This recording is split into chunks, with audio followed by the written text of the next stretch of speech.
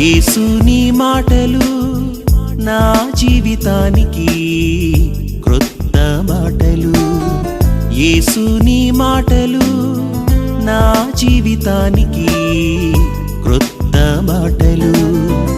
నా పాదములకు దీపం, నా త్రోవలకు వెలుగు. నా పాదములకు దీపం, నా త్రోవలకు వెలుగు. నీ వాక్యమే నన్ను బ్రతికించెను. నీ వాక్యమే నన్ను బ్రతికించెను. మన ప్రభువైన యేసుక్రీస్తు నామమున హౌస్ ఆఫ్ ప్రేయర్ ధవళేశ్వరం పక్షా నుంచి మీకు శుభాభివందనాలు తెలియజేయుచున్నాను. దేవుని మహాకృపను బట్టి దైవజనులు బిషప్ కాళ్ళేపల్లి ఎలీషాయి గారి యొక్క ప్రార్థనను బట్టి వాక్యపు వెలుగులో నడుచుట అనే టీవీ కార్యక్రమాన్ని మీకు అందించడానికి దేవుడు మాకెంతో సహకారాన్ని అందించినందుకు దేవాతి దేవునికి ప్రభు పేరట వందనాలు తెలియజేయుచున్నాను. దీనికి సహకరించిన వారందరినీ ప్రభు మెండుగా దీవించి ఆశీర్వదించును గాక. ఆమేన్.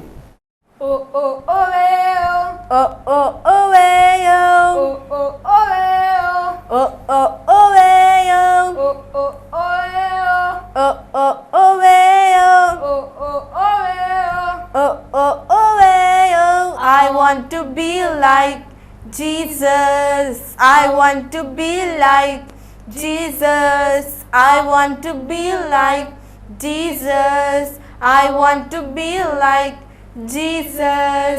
Give me heart that's pure and true. Kind of loving in all I do. Full of mercy for all who come. Running into the Father's arms. I want to be like Jesus. I want to be like Jesus. I want to be like Jesus. I want to be like Jesus. I want us to see you. I want us to see you. I want us to hear you. I want yours to hear you. Feet that follow after you. Feet that follow after you. I want to be just like you.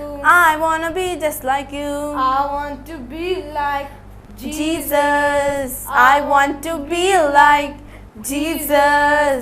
I want to be like Jesus. I want to be like Jesus. దేవుని నామానికి మహిమ ఘనత ప్రభావాలు ఆరోపిస్తూ ఈ సమయంలో దేవుని వాక్యాన్ని మనం ధ్యానం చేద్దాం. బైబిల్ గ్రంథంలో నుంచి 3వ యోహాను పత్రిక 1వ అధ్యాయములో రాయబడిన సన్నివేశాన్ని ఈ దినమున మీతో నేను పంచుకోవాలని ఆశపడుతున్నాను. దీంట్లో ప్రాముఖ్యంగా క్రైస్తవుడు అన్ని విషయాలలో వర్ధిల్లాలి అని వాక్యం తెలియజేస్తుంది. దేవుని పిల్లలు అన్ని విషయాలలో వర్ధిల్లుట, అన్ని విషయాల్లో దేవుని పిల్లలు వర్ధిల్లాలి అని బైబిల్ గ్రంథంలో 3వ యోహాను రాసిన పత్రికలో రాయబడి ఉన్నది. ఆ మాటలను ఈ దినమున మనం ధ్యానం చేద్దాం. క్రైస్తవుడుగా దేవుని బిడ్డలుగా మనం అన్ని విషయాలలో వర్ధిల్లాలి. అన్ని విషయాలలో మనం వర్ధిల్లాలి అని ఆశపడినట్లయితే మనం విద్యలో కావచ్చు, ఉద్యోగంలో కావచ్చు, వ్యాపారంలో కావచ్చు, చేతి పనిలో కావచ్చు, పొలంలో కావచ్చు, ఏ విషయంలోనైనా ఆధ్యాత్మిక జీవితంలో కావచ్చు, ఏ విషయంలోనైనా మనం వర్ధిల్లాలి అని ప్రతి వారు కూడా ఆశపడతారు. అన్ని విషయాలలో మనం వర్ధిల్లాలి అని అంటే బైబిల్ గ్రంథం చెప్పే సత్యాన్ని మనం గ్రహించి బైబిల్ గ్రంథం చెప్పినట్లు మనం జీవించినట్లయితే తప్పనిసరిగా దేవుడే తన బిడ్డలైన వారిని అన్ని విషయాలలో వర్ధిల్లింపచేస్తాడు.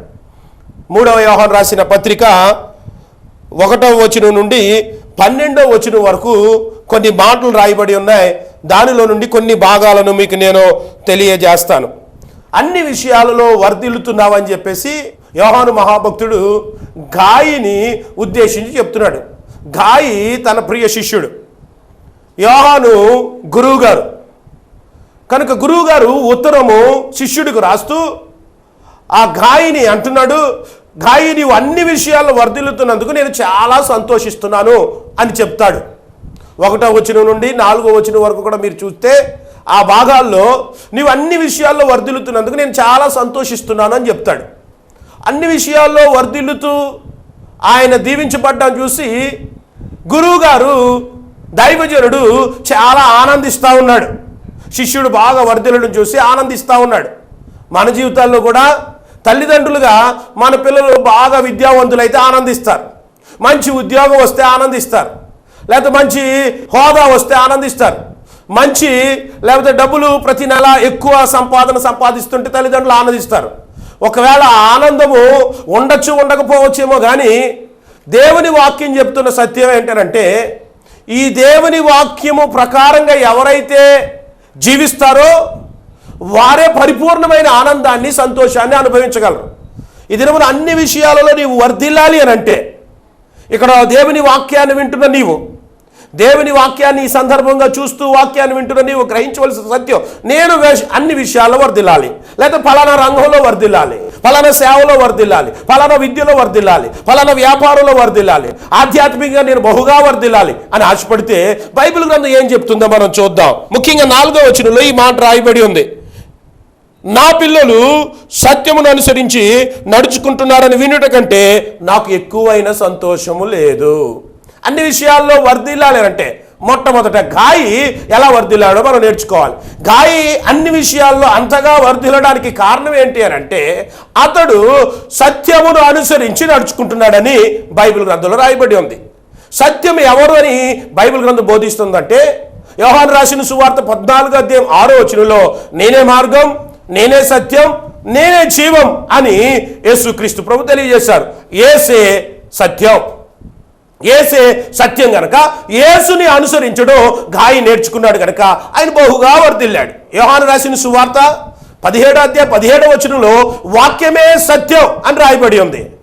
ఆ వాక్యములో నాకు నీవు అప్పగించిన శిష్యులను నేను నడిపించానని యేసుక్రీస్తు ప్రభు ప్రార్థన తండ్రికి చేస్తున్నట్లు 17వ అధ్యాయం యోహాను రాసిన సువార్తలో మనం చూస్తాం. ఏది సత్యం? యేసు ప్రభువే సత్యం, వాక్యమే సత్యమని దేవుని వాక్యము మనకి బోధిస్తూ ఉంది. అందుకనే ఈ వాక్యమే మనుషులను, ఈ యేసుక్రీస్తు ప్రభువే మనుషులను స్వతంత్రులుగా చేస్తాడు. బైబిల్ గ్రంథంలో అందుకనే పౌలు భక్తుడు అంటాడు, కొరింథీయులకు రాసిన మొదటి పత్రిక 11వ అధ్యాయం 1వ వచనంలో నేను క్రీస్తును పోలి నడుచుకుంటున్నాను, మీరు నన్ను పోలి నడుచుకోండి. మీరందరూ నన్ను పోలి నడుచుకోండి, నేను క్రీస్తును పోలి నడుచుకుంటున్నాను అంటాడు. గలతీయులకు రాసిన పత్రిక 2వ అధ్యాయం 20వ వచనంలో జీవించువాడను నేను కాదు, క్రీస్తే నా యందు జీవించుచున్నాడు అంటాడు. ఫిలిప్పీలకు రాసిన పత్రిక 1వ అధ్యాయం 21వ వచనంలో బ్రతుకుట క్రీస్తే అని చెప్తాడు. కనుక దేవునిని అనుసరించేవారు, అందుకని ఆయన ప్రపంచ సువార్తగా ఆనాటి ప్రపంచం అంతటికీ సువార్తను ప్రకటించేవాడుగా మార్చబడ్డాడు. దానికి కారణం ఏంటో తెలుసా? ఆయన యేసుని అనుసరించి నడుస్తున్నాడు. ఎవరైతే యేసుని అనుసరించి నడుస్తారో, ఎవరైతే వాక్యాన్ని అనుసరించి నడుస్తారో ఆ వాక్యం వారిని స్వతంత్రులుగా చేస్తుంది, ఆ వాక్యం వారిని ఆశీర్వాదకరంగా చేస్తుంది, ఆ వాక్యం వారిని బహు దీవెనకరంగా చేస్తుందని బైబిల్ గ్రంథం తెలియజేస్తుంది. అందుకని యేసుక్రీస్తు ప్రభు ఈ భూమి మీద ఉన్నప్పుడు మత్తయి రాసిన సువార్త 11వ అధ్యాయం 28వ వచనం నుండి 29, 30 వచనాల వరకు ప్రయాసపడి భారం మోసుకుంటున్న సమస్త జనులారా నా దగ్గరికి రండి, నేను మీ కాడిని తెలియజేస్తాను, మీకు నేను విశ్రాంతిని కలుగజేస్తాను, నేను సాత్వికుడను దీనును, నా దగ్గరికి వచ్చి మీరు నేర్చుకోండి అని అంటాడు. యేసు ప్రభు దగ్గరికి వచ్చి మనం నేర్చుకోవాలి. దీనత్వాన్ని, సాత్వికాన్ని యేసు ప్రభు దగ్గరికి వచ్చి నేర్చుకోవాలి. భారం మోస్తున్నారు జనులు. ఆ దినాల్లో ధర్మశాస్త్రం అనే భారాన్ని మోస్తూ ఆ ధర్మశాస్త్రాన్ని అనుసరించలేక బాధపడుతున్న వారందరినీ ఈ ధర్మశాస్త్రం నుండి నేను విముక్తి చేస్తాను మిమ్మల్ని. ఇదిగో ధర్మశాస్త్రమైన నేను మీ మధ్యకు వచ్చాను, నన్ను మీరు అనుసరించండి, నా వాక్యాన్ని మీరు అనుసరించండి, అప్పుడు మీరు బహుగా వర్ధిల్లుతారు అని బైబిల్ గ్రంథం తెలియజేస్తా ఉంది. గాయి అంతగా వర్ధిల్లడానికి ఆయనట సత్యమును అనుసరించి నడుచుకుంటున్నాడు. అందుకనే యోహాన్ అంటాడు, ప్రియ శిష్యుడిని చూసి అంటున్నాడు, గాయిని చూసి అంటున్నాడు, నీవు సత్యమును అనుసరించి నడుచుకుంటున్నావని వినుట కంటే ఎక్కువైన సంతోషం నాకు లేదు. ఈ దినమున నువ్వు బహుగా వర్ధిల్లాలంటే, నీవు ఏ రంగంలో వర్ధిల్లాలన్నా, ఏ పరిచర్యలో వర్ధిల్లాలన్నా, ఏ విద్యలో వర్ధిల్లాలన్నా, లేకపోతే ఆధ్యాత్మికంగా బహు ఉన్నతమైన స్థితికి నువ్వు చేరుకోవాలన్నా సత్యమును అనుసరించి నువ్వు నడుచుకోవాలి, యేసును అనుసరించి నడుచుకోవాలి. వాక్యమే సత్యము కనుక ఆ సత్యమైన వాక్యాన్ని అనుసరించడం మనం నడుచుకోవాలి. అలా వాక్యాన్ని అనుసరించుతూ నడుచుకుంటే పౌలు భక్తుడు ఆ వాక్యాన్ని యేసును అనుసరించి నడుచుకుంటున్నాడు కనుక ఆయన ప్రపంచ సువార్థికుడు కాగలిగాడు. గాయి అంతగా వర్ధిల్లడానికి ఆయన యేసును అనుసరిస్తున్నాడు, వాక్యాన్ని అనుసరిస్తున్నాడు. ఈ దినమున నువ్వు వర్ధిల్లాలని ఆశపడితే ప్రభువా నేను అనుసరిస్తాను, నీ వాక్యాన్ని నేను అనుసరిస్తాను, నన్ను కూడా బహుగా వర్ధిల్లింప చేయండి, ఆధ్యాత్మికంగా వర్ధిల్లింప చేయండి, భూ సంబంధమైన వాటిలో వర్ధిల్లింప చేయండి, ఆధ్యాత్మికంగా కూడా నన్ను వర్ధిల్లింప చేయమంటే ప్రభు నిన్ను వర్ధిల్లింప చేస్తాడు. గాయి అంతగా వర్ధిల్లడానికి రెండవ కారణం బైబిల్ గ్రంథంలో రాయబడి ఉంది. ఏమని రాయబడి ఉందో తెలుసు? 5వ వచనం కనుక మీరు చదివితే, సహోదరులుగా ఉన్న వారికి నువ్వు చేసినదల్లా విశ్వాసికి తగినట్లుగా నువ్వు చేయుచున్నావు. రెండవ కారణం, అంతగా గాయి వర్ధిల్లడానికి రెండవ కారణం ఏంటంటే విశ్వాసికి తగినట్లుగా జీవిస్తూ ఉన్నాడు. ఈ దినాల్లో పేరుకు విశ్వాసులు కానీ అన్ని అవిశ్వాసపు పనులే. ఒక ఆమె అంటుందట, ప్రార్థన ఈ రీతిగా చేస్తుందట, అయ్యా బయట మీటింగ్స్ జరుగుతున్నాయి, ఇగో మా పాస్టర్ గారు చాలా ఉన్నతమైన మీటింగ్స్ పెట్టాడు కనుక వర్షం ఆటంకంగా ఉంది, వర్షాన్ని యేసునామమున బంధిస్తున్నాను అని చెప్పి ఇంట్లో కూర్చుని వర్షాన్ని బంధించి మీటింగ్కి వెళుతూ తన కుమార్తెను, అమ్మా దయచేసి గొడుగు పట్టుకురా వర్షం ఎక్కువైపోతుందని చెప్పి గొడుగు ఇమ్మంటుందట. ఇంట్లో కూర్చుని వర్షాన్ని బంధించినప్పుడు ఈమె ఎన్నడూ కూడా గొడుగును బయటికి తీసుకెళ్ళకూడదు. అది విశ్వాసం అంటే. ఈ దినాల్లో పైకి విశ్వాసులుగా కనపడుతున్నారు, క్రియలన్నీ అవిశ్వాసపు క్రియలుగా చేస్తున్నారు. ఈ దినాల్లో చాలామంది క్రైస్తవులు అని చెప్పుకుంటూ అవిశ్వాసులు చేసే పనులన్నీ చేస్తూ ఉన్నారు. ఉదాహరణకి వివాహం వచ్చిందనుకోండి, వివాహంలో లోక సంబంధమైనవన్నీ కూడా కలిసిపోతున్నాయి, మింగిలైపోతున్నాయి. లోక సంబంధమైన ఆచారాలు కనపడుతూ ఉన్నాయి క్రైస్తవ వివాహాల్లో. ఇది చాలా విచారించదగ్గ విషయం. కొన్ని క్రైస్తవ కుటుంబాలు వివాహాలు చేసుకుంటూ చక్కటి తోరణాలు, గ్రీన్ తోరణాలు కడతారు. ఇక్కడ నేను చెప్పేది ఏంటంటే, గ్రీన్ తోరణాలు తప్పో ఒప్పో, వెడ్డింగ్ కార్డులకి పసుపు పోస్తూ ఉంటారు, పసుపు పూయడం తప్పో ఒప్పో చెప్పడానికి నేను ఇక్కడ లేను. అది వారికి ఒకవేళ శుభ సూచకం కావచ్చు.